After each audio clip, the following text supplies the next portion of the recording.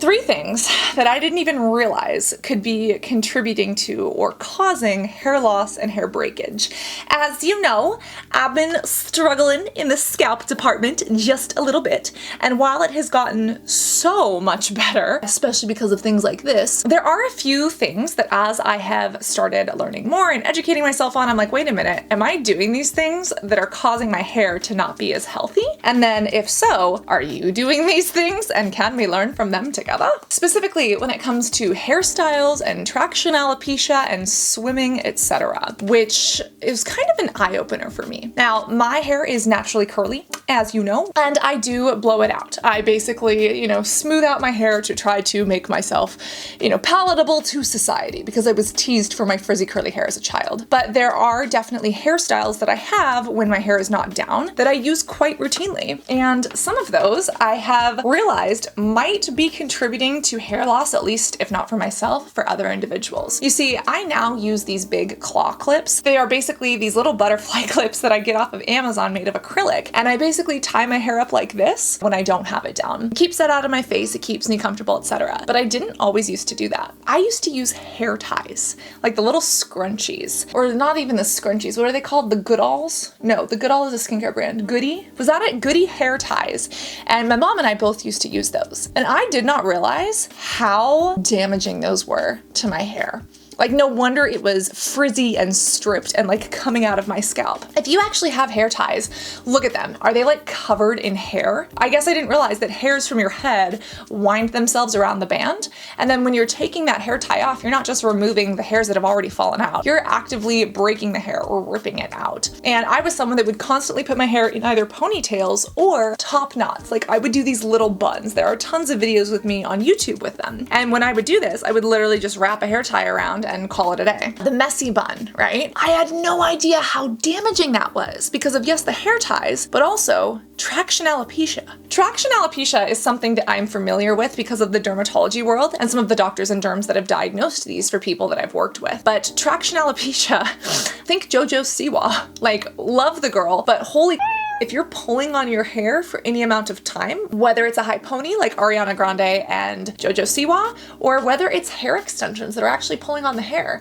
traction alopecia can actually cause these little bald patches or these areas of hair loss. And I didn't realize that in me pulling my hair up into these messy buns, I could actually be pulling on specific areas of the hair. And even with my current routine of using like a claw clip, think about it. I think the claw clip is better because it clips like this and it's not pulling on the hair, but it is pulling on specific sections. That tension is how it's held up. And it does make me wonder, is this for some reason pulling on these follicles in certain areas or adding more stress and pressure to one area and not the other? And could that be contributing to things? Now, based on my hair growth or my hair loss pattern, it doesn't seem like that. Mine is, here and here, etc. Could also be a little bit stress related, but this is something that I never really considered for myself because I don't wear the high ponytails, and I thought, oh, that's not a problem for me, but maybe it is. And then if you're doing the same thing and you're noticing little issues, could this be something for you as well? Now, one of the biggest kickers that I never considered until I was literally speaking about an Olympic athlete about this was swimming. When we swim, our hair is like a sponge, right? It just absorbs the water, the chlorine. It's porous, especially if your cuticles are damaged. Your hair basically has multiple layers, and that outer layer is called the cuticle. And it's basically like these little, think of them as like scales or flakes. Now, if your hair is healthy, those little scales are smooth. But if your hair is unhealthy, those little flakes could be sticking up, and it's much easier for water or anything else to penetrate into the hair and cause more damage or breakage or weakness. Now, if you've ever had blonde hair or light colored hair and gone swimming, you probably know that your hair can actually absorb color from the pool and kind of turn a greenish tinge. That's why purple shampoos are often sold to people who do have blonde hair. But I didn't realize that there was such an easy fix for this until speaking with an Olympic swimmer, who also, by the way, usually uses those little hair caps, which can also pull on the hair. Now, don't stop going for your Olympic swims, right? Just for the sake of hair, but just, be aware of this. Specifically when it it comes to the hair absorbing this chlorine water. Obviously the chlorine or even salt water can be a bit damaging. If you simply wet your hair just with plain water, or even better with something like a leave-in conditioner or something like that before going in the ocean or going in the pool, your hair absorbs and gets fully saturated with that moisture. And then it doesn't absorb nearly as much of that chlorine water or salt water, which those salt, ions, basically sodium ions, could damage the hair as well. That was something that I had never considered, the chemistry and physics of hair and how that plays in with our biology and the anatomy of a hair strand. And as someone who loves to swim in the ocean, and I'm not talking warm ocean down in Hawaii or Florida, which I do love to do, I'm talking freeze your ass off San Francisco Bay Area water.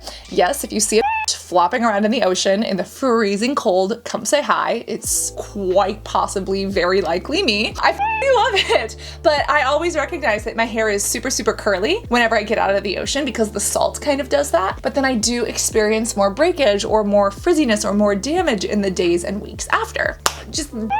This explains so much. And even when it comes to pools, I don't swim in chlorinated or salted pools all the time, but if and when I do, I'm absolutely gonna start doing this. And I wonder if these things, while not the major cause of my personal hair loss and my hair concerns, I wonder if they are contributing factors. And this isn't something to stress out about. This isn't something to freak out about and have anxiety over. And I sometimes have to remind myself of that as well. But it's something that as I go through this, I just wanna be more aware. And if I can change my habits or change my routines and see if I notice a difference, that might be great. Again, when I started using the claw clips versus the hair ties, I noticed way less breakage in my actual hair, which is amazing. But if I didn't make that change, or if I wasn't aware of this, I never would have thought to switch to a clip, right? And especially with the messy buns, I love them, but I'm going to do them much more strategically and maybe a couple times a month, and definitely not have that as my hairstyle every day. And again, no harm to JoJo Siwa, who loves the look.